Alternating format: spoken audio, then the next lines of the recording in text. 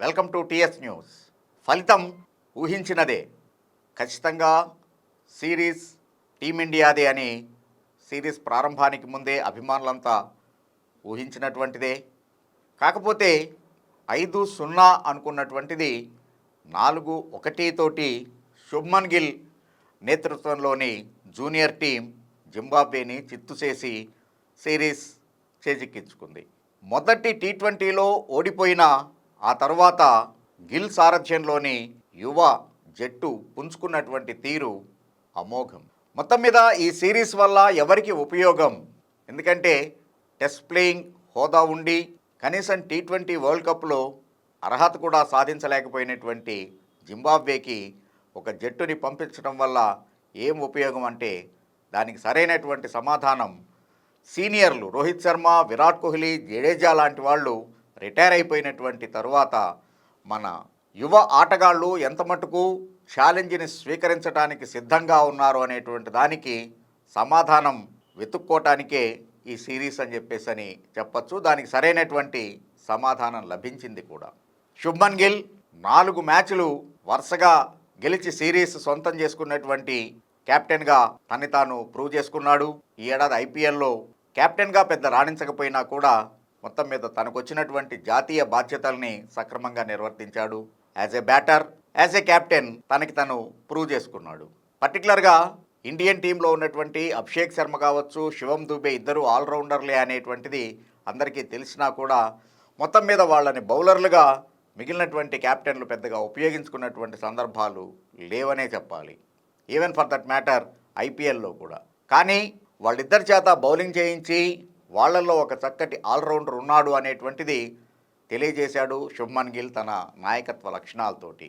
దాంతో ఇండియా ఎక్కువ మంది ఆల్రౌండర్లని కలిగి ఉంది అనేటువంటి విషయాన్ని తెలియజేశాడు. అలాగనే టీ20 వరల్డ్ కప్ స్క్వాడ్లో ఉన్నా కూడా ఆడే అవకాశం రానటువంటి యశస్వి జైస్వాల్ అద్భుతంగా రాణించాడు. త్రుటిలో సెంచరీ చేజార్చుకున్నా కూడా 4వ టీ20లో చాలా చక్కటి ప్రదర్శన చేశాడు.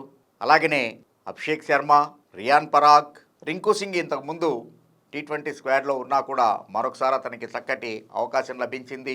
సో ఆ రకంగా యువకులతో కూడుకున్నటువంటి జట్టు భవిష్యత్తులో మేము సిద్ధం అనేటువంటి సంకేతాన్ని ఇచ్చారు సెలెక్టర్లకి. అలాగనే బుమ్రా, సిరాజ్, హర్షదీప్ సింగ్ లాంటి సీనియర్లు లేకపోయినా ఈవెన్ మహమ్మద్ షమి ఇంకా రికవరీ దశలోనే ఉన్నాడు.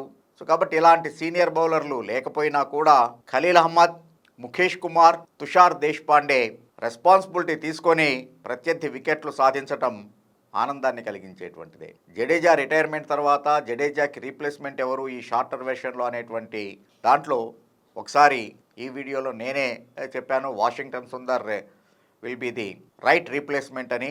అఫ్కోర్స్ కృణాల్ పాండ్యా పేరు కూడా చెప్పడం జరిగింది, సాయి సుదర్శన్ కావచ్చు. బట్ వాషింగ్టన్ సుందర్ ఆల్రౌండర్ కోటాలో సరిగ్గా సరిపోతాడు అనేటువంటిది భావాన్ని వ్యక్తపరిచాను నేను. అదే క్రమంగా జింబాబ్వే సిరీస్లో వాషింగ్టన్ సుందర్ ఏకంగా మ్యాన్ ఆఫ్ ద సిరీస్గా నిలిచాడు.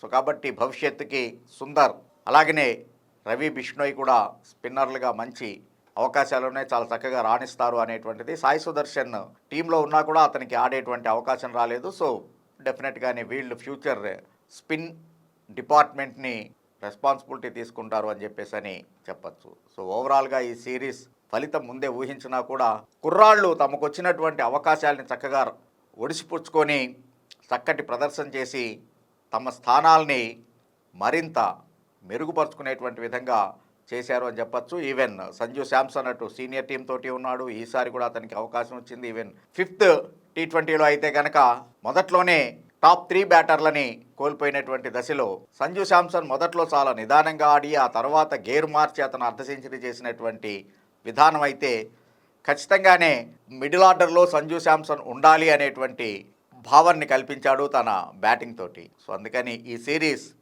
ఈ యువకులకి చాలా చక్కగా ఉపయోగపడింది అంటంలో ఎటువంటి అనుమానము లేదు. Thanks for watching TS news.